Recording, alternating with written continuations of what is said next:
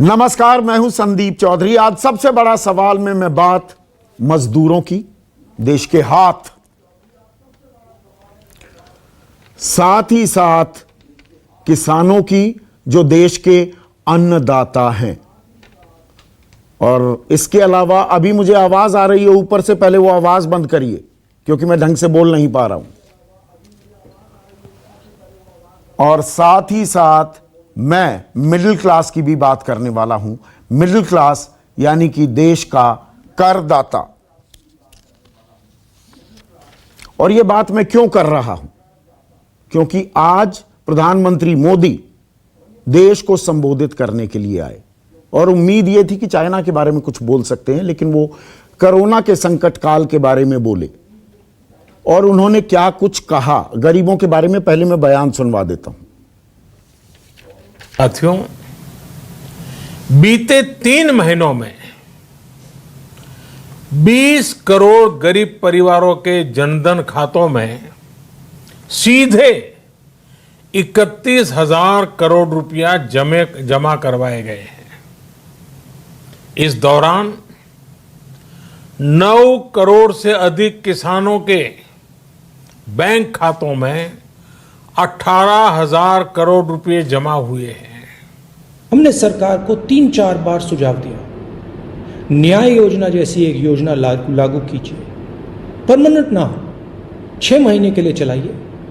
हर गरीब परिवार के बैंक अकाउंट में 7,500 रुपए महीने का डालिए। इससे डिमांड क्रिएट होगा, अर्थव्यवस्था फिर से चालू होगी। सरकार ने मना कर दिया, एक बार नहीं 3-4 बार उन्होंने मना किया। प्रधानमंत्री गरीब कल्याण अन्न योजना का विस्तार अब दिवाली और छठ पूजा तक, यानी नवंबर महीने के आखिर तक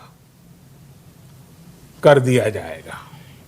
यानी 80 करोड़ लोगों को मुफ्त अनाज देने वाली ये योजना अब जुलाई, अगस्त, सितंबर, अक्टूबर, नवंबर में भी लागू रहेगी। तो आज मैंने बयान पहले आपको सुनवा दिया, अब थोड़ा सा मैं आपको ढंग से समझाता हूं। कोरोना काल है, संकट काल है, देश में लोग परेशान हैं, चाहे वो मजदूर हो, चाहे वो किसान हो और चाहे वो मिडिल क्लास हो। तो प्रधानमंत्री ने गरीबों के लिए वो पूरी फेहरिस्त गिनवा दी जो सरकार ने उनकी भलाई के लिए कदम उठाए कि 1,70,000 करोड़ का हमने राहत पैकेज दिया। किस तरह से हर गरीब परिवार को 3 महीने के लिए प्रत्येक व्यक्ति को, उस परिवार के 5 किलो चावल या अनाज और 1 किलो दाल का इंतजाम किया गया। और अब यह अगले 5 महीने तक के लिए इंतजाम को बढ़ा दिया गया है, यानी कि नवंबर तक। तो गरीबों के लिए, और गरीबों का पालन पोषण होना चाहिए, जरूरी भी है। प्रधानमंत्री ने गिनवाया किस तरह से 20 करोड़ गरीबों को 31,000 करोड़ रुपए दिए गए हैं, सीधे जनधन खाते के जरिए उनके पास ट्रांसफर कर दिए गए हैं। बस ये बात और है, 20 करोड़ और 31,000 करोड़, आप इसको थोड़ा सा अगर डिवाइड करेंगे तो 1,550 रुपए बनते हैं। महज 1,550 रुपए 3 महीने में, यानी कि हर महीने लगभग 500 रुपए जनधन खातों में गए हैं। इससे कामकाज चल जाता है क्या? पर सरकार दे रही है, यह बात माननी पड़ेगी। किसानों के बारे में भी ताल ठोकी गई कि किसानों को, 9 करोड़ किसानों को 2,000 रुपए दिए गए, तो 18,000 करोड़ रुपए सरकार ने खर्च किए। यहां यह बताना भूल गए प्रधानमंत्री कि यह तो उनकी योजना है कि 6,000 रुपए किसानों को साल में दिए जाते हैं और ये 2,000 रुपए की किश्त ये थोड़ी समय से पहले दे दी गई, इतना किया गया है, इससे ज्यादा कुछ नहीं किया गया है। लेकिन अब सवाल ये उठता है कि क्या 5 किलो अनाज और 1 किलो दाल या चना, जो भी आप शब्द इस्तेमाल कर लें, वो देने से दिहाड़ी मिल जाती है, गरीबों का भला हो जाएगा क्या? और ये 5 महीने की विंडो क्यों की गई? और इसमें छठ का 2-2 बार बल्कि 3 बार जिक्र क्यों कर दिया प्रधानमंत्री मोदी ने? बिहार के चुनाव भी आने वाले हैं, तो इन तमाम मुद्दों पर मैं बात करने वाला हूं। लेकिन मैं शुरुआत करूंगा मिडिल क्लास से। मिडिल क्लास जो सबसे ज्यादा टैक्स पे करती है, जो नौकरी करती है, नौकरियों पर तलवार लटकी हुई है, जिसकी नौकरी बची हुई है उसकी तनख्वाहें कट रही हैं, वो लाइन में भी खड़ा होता है, कोरोना संक्रमित हो जाए तो अस्पताल में इलाज कराने के लिए मारा मारा फिरता है, 10-10 लाख रुपए के बिल भी उसके सामने मुंह बाए खड़े होते हैं, तो रात को उसको नींद भी नहीं आती है। और पेट्रोल और डीजल, सबसे ज्यादा विकास हो रहा है ना पेट्रोल और डीजल का, और डीजल तो पेट्रोल को भी मार दे रहा है। सबसे ज्यादा कंजम्पशन मिडिल क्लास ही करती है। तो ये एक्साइज और वैट का जो खेल है, केंद्र कहता है राज्य सरकारें वैट घटा दें, राज्य कहते हैं केंद्र ने एक्साइज बढ़ा रखी है, हालांकि इन दोनों की मिलीजुली कबड्डी है। तो एक्साइज और वैट भरने के चक्कर में मिडिल क्लास की वाट भी लगी हुई है। अब प्रधानमंत्री कैसे शुक्रिया अदा कर रहे हैं मिडिल क्लास का, सुनिए। हमारे देश के ईमानदार टैक्स पेयर, आपका परिश्रम, आपका समर्पण ही जिसकी वजह से देश ये मदद कर पा रहा है। आपने ईमानदारी से टैक्स भरा है, अपना दायित्व निभाया है, इसलिए आज देश का गरीब इतने बड़े संकट से मुकाबला कर पा रहा है। ऐसे में आज का सबसे बड़ा सवाल, गरीबों का उद्धार, मिडिल क्लास पर भार और गरीबों का कल्याण, बिहार पर है खास ध्यान। मैं राजनीतिक पहलू की भी बात करने वाला हूं। चर्चा में मेरे साथ बीजेपी के राष्ट्रीय प्रवक्ता, देश के सबसे युवा कैबिनेट मंत्री शाहनवाज हुसैन, मेरे साथ कांग्रेस के राष्ट्रीय प्रवक्ता प्रोफेसर गौरव वल्लभ, नवल किशोर आरजेडी के प्रवक्ता हैं, वो मेरे साथ जुड़ गए हैं, हम बिहार की बात करने वाले हैं। एलजेपी अहम घटक है मोदी सरकार की, उनके नेशनल वाइस प्रेसिडेंट और मुख्य प्रवक्ता ए.के. वाजपेयी मेरे साथ हैं, और जाने माने राजनीतिक विश्लेषक अभय दुबे। तो शाहनवाज हुसैन, मिडिल क्लास से शुरुआत करते हैं। आज देश के हाथ मजदूर, उनकी बात करेंगे, अन्नदाता किसान, उनकी भी बात करेंगे, और करदाता मिडिल क्लास 1,70,000 करोड़ रुपए दिए, माना 20,97,000 करोड़ का तथाकथित राहत पैकेज की घोषणा की। मिडिल क्लास को क्या मिला? हम टैक्स पे करने के लिए 9 से 5 हम नौकरी करते रहे, आंदोलित तो हो नहीं सकता मिडिल क्लास वाला। तेल की कीमतें भी वो भरता रहे, लाइनों में वो खड़ा रहे। हम अभिशप्त हैं मिडिल क्लास वाले। मैं मिडिल क्लास वालों का पहले सवाल पूछ रहा हूं, किसानों का पूछूंगा, मजदूरों का भी। मिडिल क्लास के बारे में कभी सरकार सोचती है? देखिए संदीप चौधरी जी, जब आज प्रधानमंत्री जी ने 80 करोड़ गरीबों के लिए एक बड़ा ऐलान किया, तो देश में खुशी की लहर गरीबों में दौड़ी, क्योंकि 3 महीने के लिए वो पैकेज अनाउंस किया था। गरीबों की बात करेंगे ना, मिडिल क्लास की कर लेते हैं पहले। जी चौधरी जी, आपका डिबेट सिर्फ बीजेपी समर्थक नहीं, जो मुल्क से प्यार करने वाले, गरीबों से प्यार करने वाले भी लोग तो देखते हैं, इसलिए ओपनिंग रिमार्क हमें करने दीजिए। मैं मिडिल क्लास का सवाल पूछ रहा हूं, मैं पूरे सवाल पूछूंगा। मतलब पहले आप पृष्ठभूमि तैयार करेंगे, मिडिल क्लास की बात कर लीजिए। नहीं करनी चाहिए मिडिल क्लास की बात। आपके साथ दिक्कत ये है, संदीप चौधरी को जो पसंद हो वही बात करेंगे। चौधरी जी कहें तो दिन को, रात तो रात कहेंगे। अरे कम से कम हमें अपनी संपादकीय नीति तो हमें ही बनाने दीजिए ना। आपका तर्जुमान हूँ। मैंने तो आपको न्योता दिया, कंसल्टिंग एडिटर बन जाइए न्यूज़ 24 में। आपके सवालों का जब, आपको सवाल का हक है, लेकिन जवाब का हक न छीने संदीप जी। अच्छा, एक बार बोलने दीजिए। आपको लगे तो अगली बार मुझे मत बुलाइएगा कि भाई ये जवाब नहीं। ये कौन सी बात हुई? मैं क्यों नहीं बुलाऊंगा? मैं तो बुलाऊंगा। नहीं, मैंने कहा ना कि आज के दिन हम गरीबों के लिए जो कुछ मिडिल क्लास के कोई मायने नहीं है। मिडिल क्लास वोट बैंक नहीं है, सड़कों पर नहीं उतरता है, फर्क नहीं पड़ता। इसलिए आप मिडिल क्लास की बात से शुरुआत नहीं करेंगे डिबेट की। जो आज घोषणा हुई, मैं आपके मिडिल क्लास के लिए क्यों नहीं घोषणा हुई?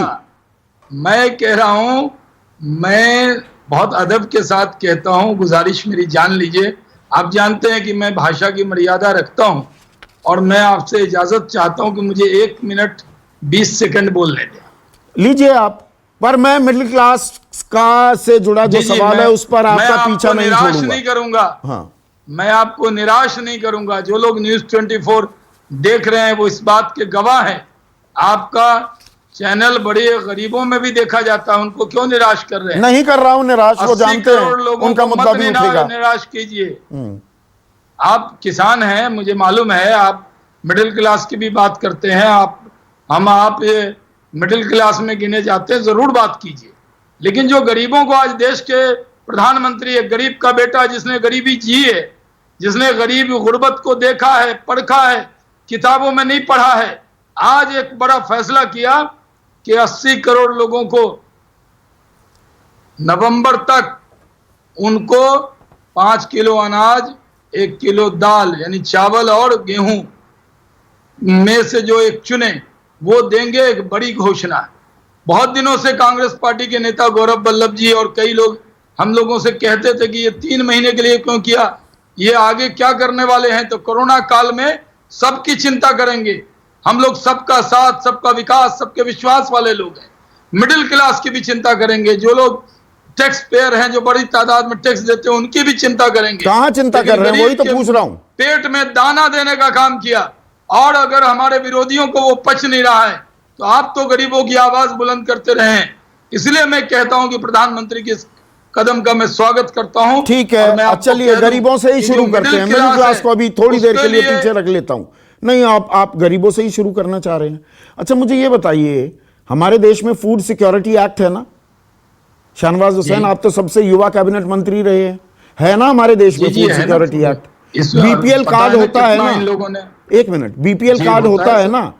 मतलब सब्सिडाइज रेट पर गरीबों को सरकार, क्योंकि हम वेलफेयर स्टेट हैं, 2 रुपए किलो दिया है ना? 1 मिनट सुन तो लो।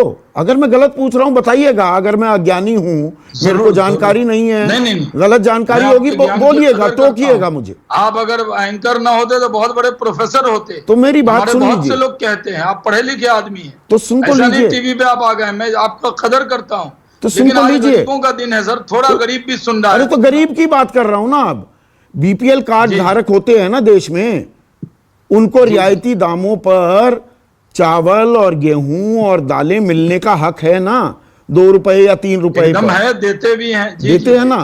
तो मतलब आप उसको इतना बड़ा ऐलान बना रहे हैं। ये तो सरकार की जिम्मेदारी है, ये आपका संवैधानिक कर्तव्य है। आप सिर्फ इतना कर रहे हैं कि 2 रुपए लेने के बजाय आप उसे मुफ्त में दे रहे हैं। ये बात तो मानिए, गलत तो नहीं कह रहा। समझ रहे हैं? अच्छा चौधरी जी, आप बस एक जवाब देके, क्योंकि और भी पैनलिस्ट में ज्यादा समय आपका नहीं लेना चाहता। मैं आपसे कह रहा हूं चौधरी जी, 80 करोड़ लोग, 90,000 करोड़ का सरकार का खर्च, इसको आप छोटी सी बात कर रहे हैं। मुफ्त में गरीबों को one ration, one card, one nation, one ration हो गया। अगर वो कहीं one nation one ration card हो गया। उसको अगर 5 किलो अनाज और 1 किलो दाल, उसको अगर एक एक व्यक्ति को दे रहे हैं, परिवार को नहीं, 80 करोड़ लोगों को 90,000 करोड़, तो चौधरी जी आपसे अपेक्षा नहीं है। कांग्रेस के लोग ठीक है। तो ममता बनर्जी ने, आवाज को बुलंद कीजिए।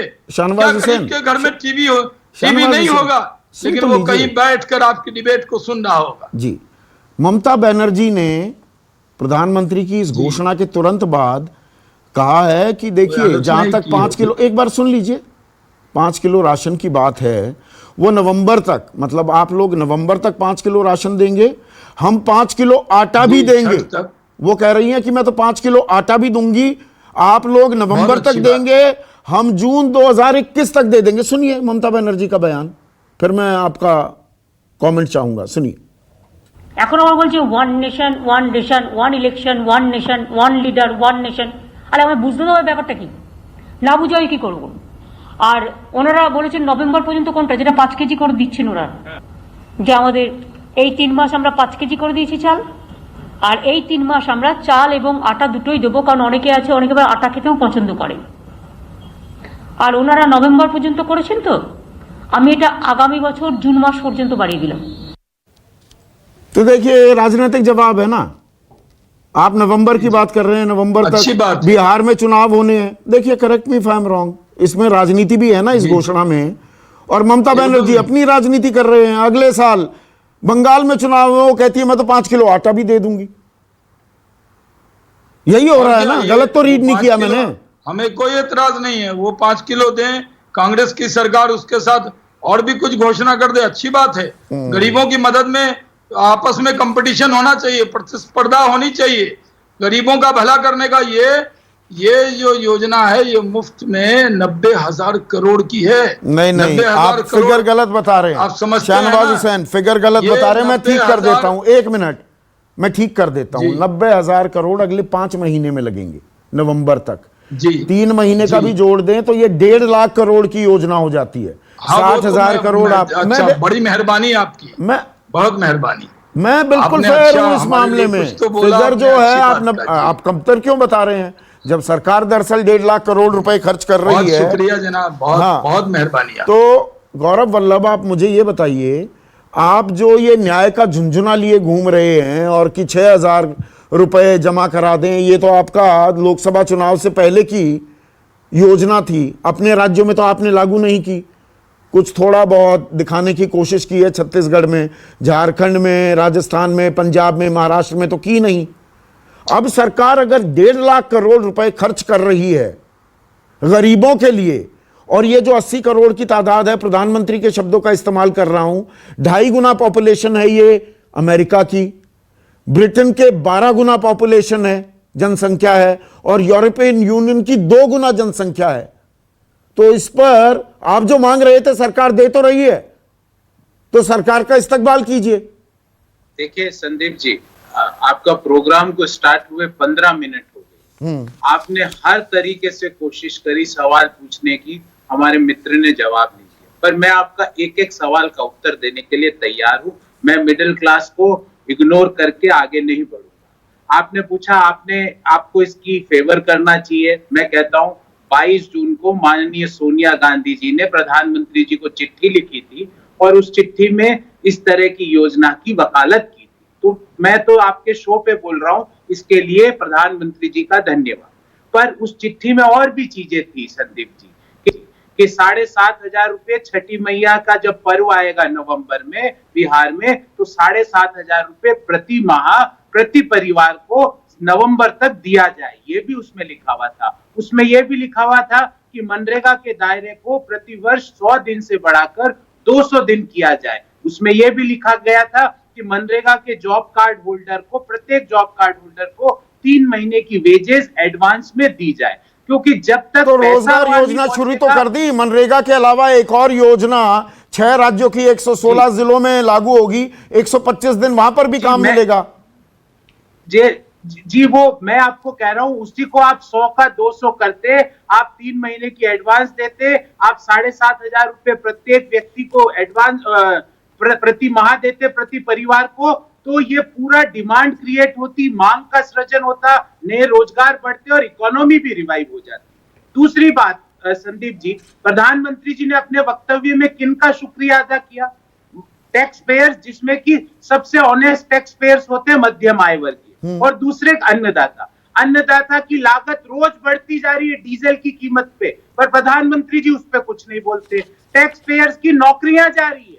आप ही के शो में मैंने कई बार डिबेट करी है, आपने सीएमआई के चेयरपर्सन को भी बुलाया। 23% बेरोजगारी की दर हो चुकी है। हर घर से एक ही आवाज आ रही है, नहीं, अब वो आ गई 8-10 जा रही है या वेतन में कटौती की जा रही है। उसके बारे में सरकार कोई बात नहीं कर रही। हमने उसमें भी कहा था कि पे चेक प्रोटेक्शन प्रोग्राम लागू किया जाए, अर्थात हर मध्यम आय वर्गीय व्यक्ति जिसकी नौकरी गई है उसको छठी मैया के पर्व नवंबर तक उसको प्रति माह सरकार की तरफ से एक अनुदान पे चेक प्रोटेक्शन उसके सीधे खाते में ट्रांसफर किया जाए। वो चीजें नहीं सुन रही है, पर फिर भी मैं आपके सवालों से नहीं भागूंगा। आपने कहा कि आपके राज्यों में क्या किया, हमने छत्तीसगढ़ में न्याय की योजना लागू करके, वो भी हल्का फुल्का।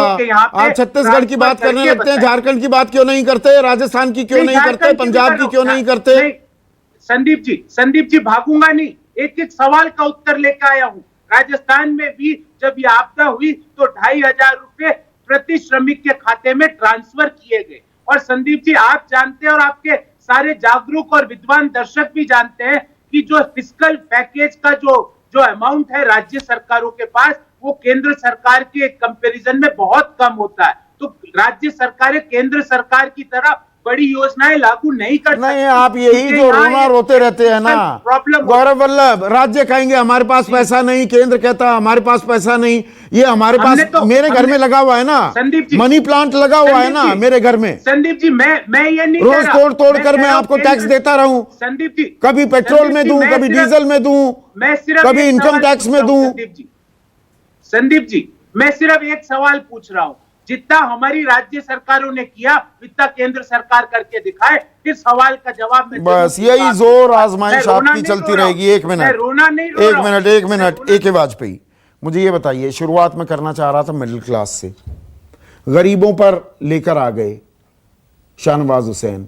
गरीबों पर क्यों लेकर आई जा रही है डिबेट? गरीबों की हम बात कर रहे हैं, हम तो 3 महीने से बात कर रहे हैं। पर गरीब अब क्योंकि चुनाव आने लगे हैं, बिहार में चुनाव होने वाले हैं, तो गरीबों की बात करोगे, वो बड़ा वोट बैंक हैं, उनको लुभाना है। मिडिल क्लास को लुभाने की जरूरत नहीं, वो तो अपने ड्राइंग रूम में बैठे हुए वहीं बेडरूम क्रिटिक्स हैं, वो वहीं आपस में 1-2-4 कमेंट देकर और सो जाते हैं, फिर अगले दिन नौकरी करनी होती है। तो मिडिल क्लास के बारे में बात करने की जरूरत नहीं, चुनावी मौसम है, गरीबों की बात करो। नहीं, इसको ऐसे ना लो। नहीं, मैं ले रहा हूं, मैं सवाल पूछ रहा हूं, मैं जवाब देता हूं। हाँ, देखिए, मिडिल क्लास की जो इनकम टैक्स की लिमिट होती थी वो किस सरकार ने बढ़ाई? इसी सरकार ने बढ़ाई। और वो कहां तक पहुंचा दी थी? हम लोग डिबेट करते थे, 7-7.5 लाख तक पहुंचा दी थी कि ये डिडक्शन करोगे तो इतना फायदा है, ये करोगे तो इतना फायदा है। पहुंचाई नहीं, इसी सरकार ने पहुंचाई। ऐसे ना देखो, इसी सरकार ने पहुंचाई। आप हकीकत जानते हुए भी स्पिन डॉक्टरिंग क्यों कर रहे हैं? हम क्या कह रहे हैं कि मतलब कंसर्न तो है। आप प्रायोरिटी फिक्स होगी तो सबसे पहले कौन सा आदमी आएगा? जो सबसे निचले पायदान पे खड़ा है, बीपीएल। मतलब मिडिल क्लास आएगा कभी प्रायोरिटी? बिल्कुल, क्यों नहीं आएगा? क्या मिडिल क्लास भी आएगा। मतलब नौकरियों को लेकर क्या किया फरमान? मतलब एक जो हल्का सा दिशा निर्देश होता ना, अरे भाई किसी को निकालना मत, कंपनियां निकाल रही हैं, तनख्वाहें काट रही हैं, सुप्रीम कोर्ट तक भी मामला गया कि नहीं आपस में निपटा लो। देखिए, ऐसा है संदीप जी, यही आया ना। नहीं, बिल्कुल ठीक है। मिडिल क्लास को कोई प्रोटेक्शन है आज की तारीख में? मैंने आपको एक एग्जांपल दिया। मिडिल क्लास सक्षम होता है अपने आप में कि वो अपने को मेंटेन करता है, और वो सरकार को भी मेंटेन कर। दूसरा एग्जांपल देता हूं। देखिए, मिडिल क्लास के लिए इसी सरकार ने क्या किया? हाउसिंग लोन जो 20 से 25 लाख तक है, उसमें इसी सरकार ने, सारे बिल्डर पैसे लेकर तो भाग गए, मिडिल क्लास वाला तो सपनों के घर का इंतजार ही करता घूम गया। कुछ भी नहीं चलने दोगे। जब मैं समझाने लगता हूं तो आप दूसरे क्वेश्चन में, मैं झूठ बोल रहा हूं, 2.5 लाख गलत बयान नहीं कर रहा हूं। मैं कह रहा हूं सरकार ने 2.5 लाख की सब्सिडी दी, ये मैं गलत कह रहा हूं? मैं गलत तो नहीं कह रहा। नहीं, आज की तारीख में मकान कह रहे हैं कि सरकार ने जो किया उसको भी मानो। मकान तो बन नहीं पा रहे। अरे भाई, ये 2.5 लाख हमने आज नहीं लगा रहे हैं। हमने आज बिल्डरों पर आज तक कोई नकेल कस पाया है? मेरा कौन लेके आया? नकेल कस के आया? मेरा कौन लेके आया? कुछ हो पाया उसका? भाई नहीं संदीप जी, देखिए, जो सरकार काम कर रही है उसको अप्रिशिएट करिए, जो नहीं कर रही है उसके लिए किया जा रहा है। दूसरी बात आई है गरीबों पे। गरीबों के लिए हमने जो 50,000 करोड़ अलग से रखे कि 10,000 रुपए आप ले आओ, बैंक जाना है आपको, अपना आधार कार्ड या जो भी है आपके पास वो दिखाना है, सब्जी की दुकान खोलो, रिक्शा खरीदो, पटरी चलाओ। मतलब सबसे ज्यादा चिंता ये सरकार कर रही है। किसानों पे आ जाओ, किसानों पे 6,000 दिए ना आपने, 6,000 और 9,000 किसानों को 11.5 रुपए डीजल बढ़ चुका है। खरीफ की बुआई 18,000 क्या? 18,000 करोड़ 9,000 किसानों को दिया। 14 करोड़ को देना था वो, वैसे देना था, वो लिस्ट है, वो पेंडिंग है, वो भी बढ़ जाएगा। पेंडिंग भी चलती जा रही है। अब डीजल पे आ जाओ। इसी 2,000 रुपए में पेट्रोल डीजल नहीं भरा जाता ट्रैक्टर में। 2 महीने पहले एमएसपी किस सरकार ने बढ़ाई थी? इसी सरकार ने बढ़ाई थी। आपने डिबेट की थी, 18 आइटम्स थी उसमें, आप गिन गिन के गिनाते थे, इस पे बढ़ाई है, गन्ने पे क्यों नहीं बढ़ी, फलाने पे क्यों नहीं बढ़ी। तो ये ना करिए। देखिए, कांग्रेस करे उनकी नादानी। कांग्रेस वाले गौरव बैठे, गौरव एक जवाब दीजिए मुझे, ये बीपीएल 80 करोड़ क्यों है? 60 साल आपने राज किया है, बताइए आपका जवाब क्या है इस पे? जी मैं जवाब देता हूं। नहीं, इसका जवाब अभी मैं लूंगा। 1 मिनट गौरव, ये सब आपका करा धरा है जिसको हम लोगों ने उठाया हुआ है और उसको ठीक करने की कोशिश की जा रही है। ये सबसे अच्छा, देखिए हर डिबेट में ये होता है कि हम इतिहास में चले जाते हैं, हम वर्तमान में रहना ही नहीं चाहते, सारा हम अतीत में जाकर अपने देश को, विकास को और उसकी कमजोरियों को खंगालने लगते हैं। लेकिन नवल किशोर, मेरा सवाल बड़ा सीधा है। चुनावी मौसम है तो गरीबों की बात हो रही है। इन गरीबों के लिए बसों का, ट्रेनों का इंतजाम नहीं हो पाया था, पैदल चलने को ये मजबूर थे। आज इनको 5 किलो चावल और गेहूं की बात, उस पर ताल ठोकी जा रही है कि 31,000 करोड़ रुपए खर्च कर दिए, 20 करोड़ गरीबों को जनधन में सीधे 31,000 करोड़ गए तो वो 1550 रुपए होते हैं, यानी कि 516 रुपए 33 पैसे प्रति माह घर चल जाएगा।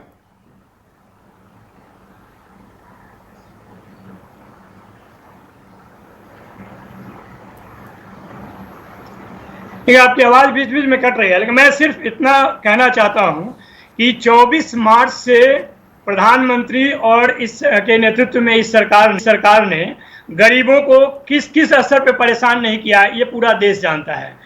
खासकर बिहार की बात करें, जिसका चुनाव इनके निशाने पे है, बिहार के जो प्रवासी मजदूर हैं वो गुजरात में नहीं पीटे गए, कि यूपी में नहीं पीटे गए, कि पूरे देश में परेशान नहीं हुए, ये कौन नहीं जानता है। पूरी तरह से एक समाज को, जिसको आप जिसके नाम पे गरीब कल्याण कर रहे हैं, उसको परेशान करके जब चुनाव सामने है तो आप इस तरह की बात कर रहे हैं, ये बहुत ही बेईमानी है। इसी सरकार के, इसी दल की सरकार जो बिहार में है, सुशील कुमार मोदी और नीतीश कुमार का स्टेटमेंट अगर देखा जाए और उनके कुव्यवस्था को अगर ध्यान में रखा जाए कि बिहार में किस तरह से प्रवासी मजदूरों को उन्होंने पिटवाया भी, खाना के जगह पे उन्होंने चूड़ा और नमक दिया, चावल और नमक दिया, और जिस तरह से परेशान किया बिहार में कोरोना काल के दौरान, अभी भी परेशान हो रहे हैं। उस परेशानियों के सबब में जब बिहार सरकार बिहार को ध्यान में रखे और बार बार छठी मैया का ध्यान लाया जाता है या गरीब कल्याण योजना में बिहार के ज्यादा जिलों को निहित किया था, ये स्पष्ट है लोगों को। और इस बार बिहार की जनता पूरी तरह जानती है कि हमको लुभाने की कोशिश की जा रही है। ठीक है, बिहार पर और बात करने वाला हूं। और नवल, आपका अभी आप तक मेरी आवाज साफ नहीं जा रही है, उसको भी मैं ठीक कराता हूं। पर ये बिहार की का पन्ना मैं अभी खोलूं और राजनीति की बात करूं, अभय दुबे, जहां से मैं सवाल से शुरुआत करना चाह रहा था, उससे सवाल से शुरुआत नहीं करने दी गई। मिडिल क्लास की बात करना बेमानी है क्या आज की तारीख में, या हमेशा से ही? क्योंकि वो सड़क पर उतरता नहीं है, उसको तो नौकरी करनी है, वो बेचारा उसी में ही परेशान रहता है, उसी में ही, उसी रस्साकशी में जिंदगी कट जाती है कि ऑफिस जाना है, नौकरी बचानी है, जितनी तनख्वाह है उसमें से तनख्वाह तो टैक्स कट के ही आती है। अब यहां पर सादर प्रणाम किया जा रहा है कि भाई आपका बहुत बहुत शुक्रिया, पर मिलेगा कुछ नहीं, देते रहो चुपचाप। या कड़वी बात कह रहा हूं, गलत कह रहा हूं? नहीं, आप बिल्कुल ठीक कह रहे हैं। मिडिल क्लास की समस्या है बेरोजगारी और महंगाई, लेकिन भारतीय राजनीति की दिक्कत यह है, अगर आप पिछले कई चुनावों के आंकड़ों को देखें, और मैं एक ऐसी संस्था में काम करता हूं जो जहां चुनावी आंकड़ों का पूरा बैंक है, और उन आंकड़ों को देखें तो आपको पता चलेगा कि वोट जो है वो आर्थिक प्रश्न के ऊपर लोग नहीं डालते। महंगाई के सवाल पर चुनाव जीते हारे नहीं जाते, बेरोजगारी के सवाल पर जीते हारे नहीं जाते हैं। बेरोजगारी कितनी गंभीर समस्या है, उसके लिए कोई जन आंदोलन वगैरह नहीं खड़ा होता है, बेरोजगारों की कोई एकता नहीं खड़ी होती है। वो चुनाव किसी और वजह से जीते जाते हैं, किसी और वजह से हारे जाते हैं। यही कारण है कि सरकार पेट्रोल और डीजल के ऊपर 31% की एक्साइज ड्यूटी लगा रही है। 31% की एक्साइज ड्यूटी लगाकर लाखों करोड़ रुपया सरकार, केंद्र सरकार प्राप्त कर रही है। राज्य सरकारें भी बैठ लगाकर उसको और बढ़ा देती हैं, लेकिन जो 31% जो ड्यूटी ली जा रही है, इस ड्यूटी के जरिए आप नीचे से जो 20% की गरीब आबादी है, जिसको आप बीपीएल कह लें या कुछ और कह लें, जो 20% हाउस होल्ड है, उनको आप लोकोपकारी योजनाओं के जरिए कुछ आर्थिक रियायतें देते हैं। इससे पूरे लोकतंत्र का एक दुष्चक्र बनता है। आप महंगाई बढ़ाइए, पीछा आप टैक्स लगाइए, लोगों की जेबों से आप पैसा खींचिए। जो पेट्रोल 26 रुपए लीटर मिलना चाहिए, वो पेट्रोल 80 रुपए लीटर से ज्यादा इस देश में बेचा जा रहा है। और उसके बाद में ये कहिए कि गरीबों के लिए हम इतनी राहतें दे रहे हैं, उनके खातों में सीधे ट्रांसफर कर रहे हैं, उनको हम गैस सिलेंडर मुफ्त दे रहे हैं, ये कर रहे हैं, वो कर रहे हैं, और उससे फिर चुनाव के लिए आप हमदर्दी बटोरिए। ये पूरा लोकतंत्र का एक दुष्चक्र है जो चल रहा है। सारी सरकारें इसमें भाग लेती हैं, हर पार्टी इसके अंदर भाग लेती है। जो केंद्र में सरकार है, खासतौर से बीजेपी सरकार है, उसने इस काम में महारत हासिल कर ली है। नहीं, इसमें थोड़ा सा देखिए, क्योंकि आप चुनावों को भी बहुत क्लोजली ट्रैक करते हैं। 1 मिनट अभय, थोड़ा सा ये दर्शकों को सेंस दीजिए। प्रधानमंत्री जो कह रहे हैं ना, देखिए कि मिडिल क्लास ऑनेस्टली टैक्स पे करती है, मैं उनका शुक्रिया अदा करता हूं। दरअसल खेल ये हो रहा है कि सरकार, देखिए होता क्या है, सरकार दिखाएगी ना मैंने गरीबों के लिए इतना किया, ये सरकार कहेंगी मैंने इतना पैसा दे दिया, 80 करोड़ लोगों को 5 महीने तक के लिए मुफ्त खाना हमने दे दिया, जनधन खाते में 31,000 करोड़ रुपए हमने दे दिए। वो पैसा आया कहां से? वो तो मिडिल क्लास से आता है ना, वो तो मिडिल क्लास से आ रहा है ना, सरकार के पास कोई खजाना थोड़ा है। तो मतलब मिडिल क्लास पर भार डाल दो, गरीबों का उद्धार कर दो, बड़ी साउंड पॉलिटिकल स्ट्रैटेजी है, क्योंकि मिडिल क्लास चुप रहेगी, वो ताली बजाती रहेगी। उद्धार भी नहीं है, नहीं, अगर आप ध्यान से देखें तो गरीबों का उद्धार भी नहीं है। देखिए, जब जो करदाताओं को धन्यवाद दे रहे हैं तो करदाताओं की संख्या कितनी है? यहाँ पर हम सब लोग जानते हैं करदाताओं की संख्या तो पूरी आबादी के बहुत ही न्यूनतम प्रतिशत है। 6.5 करोड़ तक मुश्किल से गई है, और सही मायने में जो टैक्स पे कर रहे हैं, जीरो टैक्स वगैरह के रिटर्न छोड़ दो तो 1.5-2 करोड़ लोग हैं। यही मैं कह रहा हूँ, करदाता चुनाव के अंदर एक महत्वपूर्ण भूमिका उनकी नहीं है, उनकी संख्या इतनी नहीं है। दरअसल जो नीचे से 20% के हाउस होल्ड हैं, 20% के घर हैं, वो बहुत महत्वपूर्ण हिस्सा है। नरेंद्र मोदी का जो वेलफेयर मॉडल है वो उसको संबोधित करता है, और उसको संबोधित करने के लिए इनको बड़े पैमाने पर रकम चाहिए, लाखों करोड़ रुपए की। वो रकम ये तेल जो कामधेनु बन चुकी है, अल्कोहल जो कामधेनु बन चुका है, उसके जरिए बड़े पैमाने पर खींचते हैं ताकि अपनी चुनाव, तो एक बड़ा जरिया मिडिल क्लास हो गई है, तो मिडिल क्लास की बात करने की जरूरत नहीं। अब शाहनवाज हुसैन, मैं राजनीतिक एंगल पर आता हूं, और आप बिहार से हैं, तो मतलब बिहार नवंबर तक तो चुनाव हो जाने हैं बिहार में। बिहार को देखकर बहुत कुछ ये किया जा रहा है ना, और छठ मैया का जिक्र किया जाता है, तमाम त्योहारों का शाहनवाज हुसैन प्रधानमंत्री ने जिक्र कर दिया।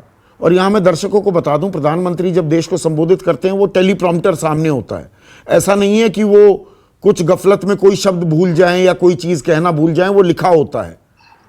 तो वो गुरु पूर्णिमा से लेकर एक मिनट जन्माष्टमी से लेकर, रक्षाबंधन से लेकर, दीपावली से लेकर छठ मैया, सबका जिक्र कर देते हैं, ईद को भूल जाते हैं।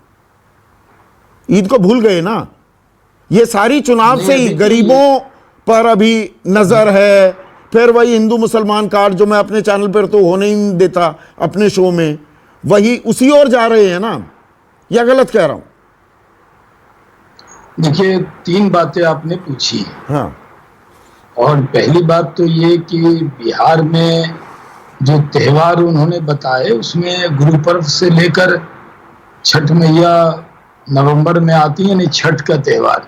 आपके वेस्टर्न यूपी में थोड़ा कम होता है, लेकिन हमारे यहाँ बिहार में बहुत बड़ा त्योहार है। हाँ, और हम बिहारी लोग उगते सूरज की भी पूजा करते हैं और डूबते सूरज की भी पूजा करते हैं। ठीक है, ये बिहारियों का, आप जानते हो, अब ये पूरे देश में होता है। हाँ हाँ, जो छठ का त्योहार है पूरे देश में होता है। हाँ, इसको कहीं भी चुनाव से जोड़ना छठ मैया का ही अपमान है, इसको मत जोड़िए चौधरी जी। अच्छा, मैं अपमान कर रहा हूं। नवंबर नहीं भाई, नवंबर तक घोषणा की और त्योहारों का नाम लिया, तो छठ तक बोला, क्योंकि ईद का भी नाम ले लेते, ईद का भी जिक्र कर देते। अरे ईद, जी, मैं उसी पे आ रहा हूँ। हाँ, मैं जान रहा था कि चौधरी जी के आज डिबेट में ईद जरूर आएगी। क्यों नहीं आनी चाहिए? क्यों नहीं आनी चाहिए? 20 करोड़ लोग हैं, प्राउड देशवासी हैं वो। तो 20 करोड़ ये मैं दूसरे चैनलों की तरह नहीं हूं कि मुसलमानों को शक की निगाह से देखने लगूं सीधा। अरे भाई, तो वो भी देशभक्त हैं। कर रहे हैं आप। हाँ, मैं बीजेपी में हूं तो मुझे कोई मुसलमान नहीं मान रहे क्या? मैं बिल्कुल मानता हूं, मैं आपको हिंदुस्तानी मानता हूं। ईद तो मैं कह रहा हूं ना कि मैं भी हिंदुस्तानी मुसलमान हूं ना। ईद पर प्रधानमंत्री ने सबको बधाई दी थी ना, मन की बात में जब उन्होंने की थी, रमजान के मुबारक महीने का जिक्र किया था ना। हाँ। जब ईद उल जुहा और ईद उल फित्र दो, मेरे सवाल का जवाब नहीं दे रहे आप। और ईद उल जुहा का, आपके दर्शक समझेंगे सर, आपका सवाल का एहतराम कर रहा हूं। हाँ। ईद उल जुहा जब आएगा जरूर मुबारकबाद देंगे। और अभी जब उन्होंने इसमें इतना, आज एक बड़ी घोषणा थी, और अगर छठ का जिक्र कर लिया तो तुरंत तेजस्वी यादव भी आ गए। एक बार नहीं, ओणम का भी जिक्र किया है प्रधानमंत्री ने, एक बार पर्व का भी किया जी। छठ पर्व का कुछ ज्यादा जोर दिया गया। मैं इसीलिए पूछ रहा हूं, मेरा तो काम सवाल पूछना है। होता है ना, अरे भाई, आप त्योहारों में आप नॉर्थ में साउथ में चले जाएं तो एक ही धर्म के मानने वाले कई त्योहार को ज्यादा मनाते हैं, कई जगह कम मनाते हैं। अगर प्रधानमंत्री की छठ के लिए श्रद्धा है तो इसको आप अप्रिशिएट करेंगे या उसकी उनकी कमी बताएंगे? ये चुनाव के हिसाब से श्रद्धा बदलती रहती है क्या राजनेताओं की? अरे भाई, अबे दुबे, मैं आपसे कमेंट चाहूंगा, पॉलिटिकल नहीं, चुनाव मतलब ये सब दलों की बात है, ये बीजेपी नहीं, कांग्रेस, हर दल ने ये काम किया है। वो इंदिरा गांधी भी रुद्राक्ष की माला दिखाने लगती थी और संतों से, साधुओं से वो आशीर्वाद लेने लगती थी, सब काम होते थे। ये चुनाव आते ही, चुनाव कौन सा आ रहा है, कहां आ रहा है, उस हिसाब से आस्था का भी प्रदर्शन होने लगता है ना। संदीप जी, 1980 में इंदिरा गांधी की जो सत्ता में वापसी हुई, उसके बाद से देश में राजनीति कुछ इस तरीके से हुई है कि पूरी तरीके से लोग, हर राजनीतिक दल और नेता का लक्ष्य हो गया है कि किस तरह हिंदुओं के बीच में हमदर्दी हासिल करें, सेकुलर तरीके से करें, कम्युनल तरीके से करें, किसी भी तरीके से करें, हिंदू वोटों की हमदर्दी हासिल करें। वही तो राहुल गांधी सोमनाथ मंदिर पहुंच गए, जनेऊधारी भी हो गए, हनुमानगढ़ी भी चले गए, कर्नाटक में मंदिरों में चले गए। धीरे धीरे कर मुसलमान वोटों की जो एफिकेसी थी, मुसलमान वोटों की जो प्रभावकारिता थी, उसका पूरी तरीके से क्षय हो गया है। बिल्कुल। गौरव वल्लभ जी, बिहार के चुनाव की तैयारी हो गई, शंखनाद हो गया आज। संदीप जी, मैं एक शिक्षक हूं और शहनवाज भाई का मैंने एक रूल देखा है कि ये सवाल के अलावा पूरी दुनिया का उत्तर दे देते हैं, पर उस सवाल जो पूछते हैं उसका उत्तर नहीं देते। खैर, ये इनका एक स्टाइल है, मैं उस पर कोई टिप्पणी नहीं करना चाहता। 2-3 प्रमुख बातें वाजपेयी जी ने उठाई। बोले होम लोन दे रहे हैं। वाजपेयी जी, थोड़ा तो विचार करके बोलिए, लोगों की नौकरी जा रही है, वेतन में कटौती हो रही है, वो होम लोन लेने जाएगा क्या वाजपेयी जी? आप इतनी असंवेदनशील बातें टीवी चैनल पे कर रहे हैं। फिर इन्होंने बोला, गौरव से पूछो कि ये 80 करोड़ बीपीएल परिवार कहां से आए, आप बीपीएल लोग कहां से आए? वाजपेयी जी, 2014 में कितने बीपीएल थे बताइए ना, और 2020 में कितने हैं? आपके 6 साल में बीपीएल डबल रेट से बढ़े, दुगनी रेट से। ये ऑन रिकॉर्ड बोल रहा हूं वाजपेयी जी, गलत तथ्य ना बोले। आप मिडिल क्लास को, आपको लगता है मिडिल क्लास को बात करेंगे, ये वोट देते नहीं हमको। अरे वोटों की तरह नहीं, देश का शासन चलाने के लिए हर क्लास की समस्याएं सुनिए। आज मध्यम आय वर्गीय व्यक्ति अगर नौकरी खो रहा है तो उसकी समस्याएं समझिए। नहीं, वो चर्चा ही नहीं होगी। नौकरी वालों को है, चर्चा ही नहीं होती गौरव, यही तो दिक्कत है। नौकरी जा रही है, जाए, तनख्वाहें कट रही हैं, कटे। करना ही नहीं चाहते, वो चर्चा करना ही नहीं चाहते। और वाजपेयी जी, मुझे ये बताइए, अन्नदाताओं का अगर शुक्रिया अदा करना होता तो आज प्रधानमंत्री जी कहते कि मैं 20 रुपए प्रति लीटर डीजल के दाम घटा रहा हूं, तो अन्नदाता ताली बजाते। बार बार वही योजनाएं, वन राशन, वन नेशन, अरे इनसे चूक गए हैं हम। वो 6,000 रुपए प्रति साल देने वाली पीएम किसान को हर 10 दिन में उसकी आके घोषणा कर देते हो। आप अगर ऐसे करोगे नहीं तो नहीं गौरव, आप देखिए, ऐसा है, प्रधानमंत्री मोदी ने 6,000 रुपए सालाना देने की बात की, आपने महीने में 6,000 यानी कि साल में 72,000 का वादा किया मार्च 2019 में। 303 सीटें किसकी आई? भरोसा किस पर हुआ? देखिए देश को। मैं संदीप जी, लोगों के जनमत को सवाल नहीं उठा रहा हूं, उन्होंने निर्णय किया और उनके माइंड पे मेरा कोई सवाल नहीं है। पर मैं ये कह रहा हूं कि अभी आपदा का समय, अभी कोई रेगुलर व्यवस्थाएं नहीं है। आपदा के समय लोगों का हाथ पकड़िए, लोगों के खातों में 7,500 रुपए डालिए, लोगों की मनरेगा का स्कोप बढ़ाइए, जॉब कार्ड, मनरेगा के जॉब कार्ड होल्डर्स को 3 महीने का एडवांस। ठीक है, मैं समझ गया। एक मिनट, अब एक के वाजपेयी से इनका दो बातों का देखिए, इन्होंने कहा कि ये जो संख्या है 80 करोड़, ये कहां से आई? 2014 में ये थे 62.7 समथिंग इनकी संख्या थी, तो ये कहां से आए थे? ये रूल तो कांग्रेस का रहा है 60 साल, इसको थोड़ी डिनाई कर पाओगे। हम तो 6 साल ये कह रहे हैं गरीबी रेखा से नीचे रहने वाले लोगों की संख्या जितनी 2014 में थी वो 2020 में बढ़ी। हाँ, बिल्कुल बढ़ी है। हाँ, लेकिन ये इतने 60-62 करोड़ कहां से आए? छोड़िए, हाँ, तो उसी पे हमारे। अब दूसरा आइए, फूड सिक्योरिटी एक्ट ये लाए थे 2013 में, उसको लागू हम लोगों ने किया है।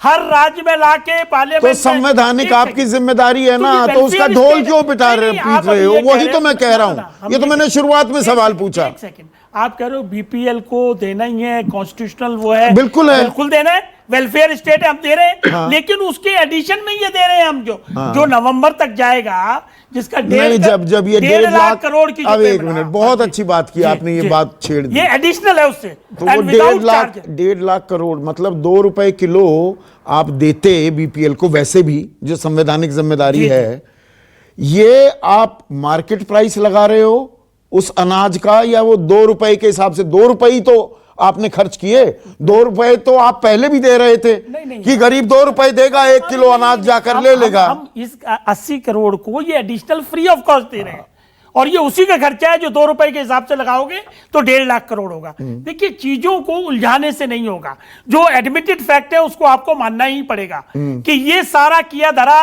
कांग्रेस का है। इसे मुझे कहने में कोई ऐतराज नहीं है। हम लोग उसको ठीक करने की पूरी कभी कांग्रेस ने इस तरह से दिया?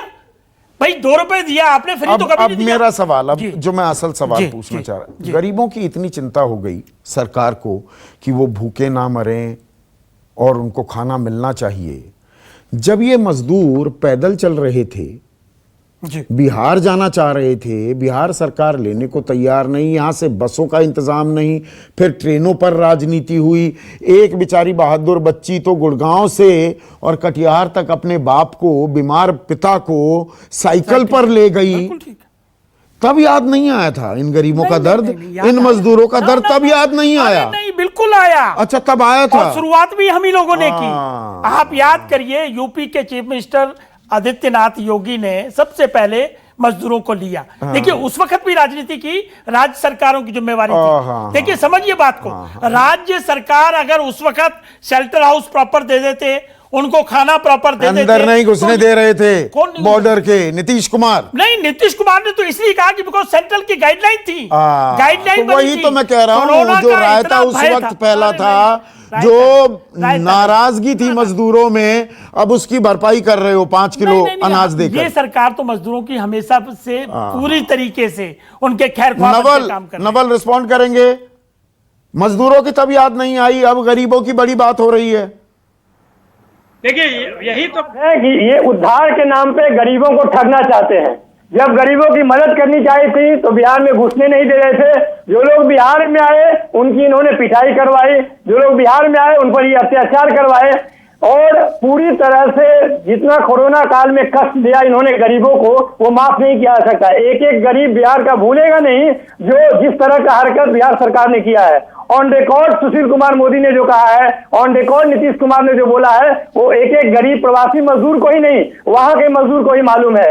जिस राज्य के हर एक दूसरे परिवार में एक प्रवासी मजदूर है, उस राज्य का मुख्यमंत्री इतना असंवेदनशील हो सकता है, यह लोगों को वहां परेशान कर रही है। विपक्ष भी गायब था। यही कारण है कि नवल, विपक्ष कहाँ था? विपक्ष कहाँ था?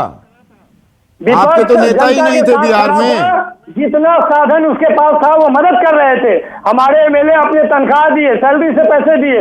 हमारे नेता तेजस्वी यादव ने रेल और बसों का नेता ही नहीं थे बिहार में, ठुकरा दिया। जहां भी नेता थे बिहार में, उसको मदद करने की कोशिश की गई। आप इस बात को ना भूलें कि सरकार के पास जितनी क्षमता है वो किसी राजनीतिक दल के पास नहीं हो सकती है, लेकिन राजनीतिक दल के रूप में जितनी हमारी क्षमता थी उस पर हमने तरीके से मदद करने को की एक तैयारी खास की। बात है, जब भी कोई थोड़ा सा तकलीफ दे सवाल पूछ लो तो उस सवाल को ऐसा कर देते हैं हमारे नेता, इतने ट्रेन हो गए हैं। ये स्टूडियो डिबेट्स में हम एंकर से ज्यादा ट्रेन हो गए हैं, अनसुना कर देते हैं उस सवाल को। अबे ऐसा हो रहा है ना, सवाल पूछो, बिल्कुल ऐसे ही हो रहा है। पॉइंटेड सवाल पूछो, उससे ऐसे कन्नी काट जाएंगे मानो सुना ही नहीं सवाल, कनेक्शन में कोई दिक्कत आ गई। नहीं संदीप जी, मैं रोज देख रहा हूँ, आप बिल्कुल ठीक कह रहे हैं। बहुत सवालों के जवाब पाना बहुत नामुमकिन हो गया है। हाँ। बातों को इस तरह घुमा के पेश किया जाता है कि वो जो आप पूछ रहे हैं वो कभी उसका जवाब मिलता ही नहीं। हाँ, एक छोटा सा ब्रेक ले लेते। अंतिम पड़ाव, शाहनवाज हुसैन, बिल्कुल सीधा सवाल। गरीबों की बात हो रही है, मतलब चुनाव नजदीक है। देखिए, गरीबों की बात इसलिए नहीं होती कि चुनाव नजदीक है। एक गरीब का बेटा देश का प्रधानमंत्री है, उसके दिल के बहुत करीब गरीब है, और उसकी फिक्र करना उनकी पहली जिम्मेदारी है। और इस नाते वो अगर कहते हैं तो उनकी इस घोषणा का 90,000 करोड़ का, संदीप चौधरी जी, कहीं हमारी आइडियोलॉजी से आप डिफर कर सकते हैं, लेकिन आज जो इतनी बड़ी घोषणा हुई है, मुफ्त में 5 किलो अनाज, 1 किलो दाल, 80 करोड़ लोगों को नवंबर तक, उसमें छठी मैया भी आगे डिबेट हो जाएगी, तो इसलिए जोड़ दीजिए। शाहनवाज भाई, एक मिनट होगी, इसलिए वेस्टेड इंटरेस्ट है क्या गौरव वल्लभ राजनीतिक दलों का? और आपको भी अब मैं इसमें जोड़ रहा हूं, सिर्फ गौरव वल्लभ स्क्रीन पर, वो आप तो प्रोफेसर है ना गौरव साहब, आप पढ़ाते होंगे ना अपने स्टूडेंट्स को, India is a rich country but the inhabitants are poor. एक साधन संपन्न देश है भारत हमारा, बाशिंदे यहाँ के गरीब हैं, क्योंकि राजनीतिक दलों के उसमें निहित स्वार्थ हैं। गरीब रखोगे तो कुछ अनाज अनूज 5 किलो देकर वोट बड़ी आसानी से मिल जाते हैं। यही चल रहा है ना देश में 70 साल। देखिए संदीप जी, अगर कांग्रेस पार्टी का ऐसा मानना होता तो ऑक्सफोर्ड यूनिवर्सिटी और यूनाइटेड नेशंस ने अपनी रिपोर्ट में कहा कि आजाद हिंदुस्तान में अगर कोई पॉवर्टी एलिवेशन में सबसे सफल स्कीम है तो वो मनरेगा है। कांग्रेस पार्टी का ऐसा मानना नहीं था। फिर मैं आपको बताना चाहता हूं, आज वर्ल्ड हंगर इंडेक्स में 117 देशों में हमारा स्थान 102वां है। 119 में 102वां है। हाँ, फिर आज United Nations World Food Programme के अनुसार पिछले 3 महीने में 2 करोड़ 22 लाख लोग भूखमरी का आप मेरे सवाल का जवाब दे रहे हैं ना। लास्ट कमेंट चाहूंगा, एक मिनट दुबे साहब, अबे दुबे, मतलब निहित स्वार्थ है ना राजनीतिक दलों का, सभी दल इसमें शामिल हैं। गरीब गरीब ही रहे, गरीब रहेगा, थोड़ा बहुत रेवड़ी बांट दो और वोट मिल जाएंगे। यही चल रहा है ना 70 साल से। सही जगह उंगली रख दी संदीप जी, आपने अपनी उंगली सही जगह रख दी। ये लोकतंत्र का दुष्चक्र है और इस दुष्चक्र में हम सब लोग फंसे हुए हैं। इसमें मीडिया भी फंसा हुआ है, इसमें पॉलिटिकल राजनीतिक दल फंसाने वालों में से हैं और नेता भी हैं उसके अंदर। और सभी पार्टियों की सरकारें सभी जगहों पर ये काम करती हैं। जो जितनी ज्यादा बड़ी सरकार चलाता है, जितने ज्यादा राज्यों में उसकी सरकार है, वो इसका सबसे ज्यादा लाभ उठाता है, जो भारतीय जनता पार्टी उठा रही है। ठीक है, सभी राजनीतिक दल उठाते आए हैं। गरीबों को गरीब रखने में ही फायदा है, चुनावी फायदा है। इस पर भी विचार कीजिएगा। आज के लिए बस इतना ही। नमस्कार।